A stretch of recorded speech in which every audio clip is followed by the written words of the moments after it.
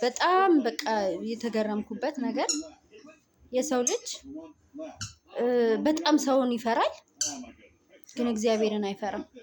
አይኔ በብረቱ የማየው ነገር ማለት ነው። ሰው ላይ ለሰው ኩልና በጣም ዲሲፕሊን የሆነ ሰው ይሆንና ግን ውስጥ ለውስጡ በጣም በቃ አስፈሪ በሚባል ሁኔታ ማለት የዚህን ያህል ሰው ለሰው ከመጨነቅ ይልቅ ለእግዚአብሔር መጨነቅ ብዬ አምናለሁ። ማለት እዚህ ጋር አሁን ቃል በቃል ቢተረጎም ይሄ ነገር ምንድነው? እግዚአብሔርን አለመፍራት ነው። ውስጥ ለውስጥ ማን ያለው? እግዚአብሔር ነው ያለው። ውጪ ለውጪ ደግሞ ማን ያለው? ሰው እና ሰውንም አለመፍራት ይሻላል ብዬ አምናለሁ።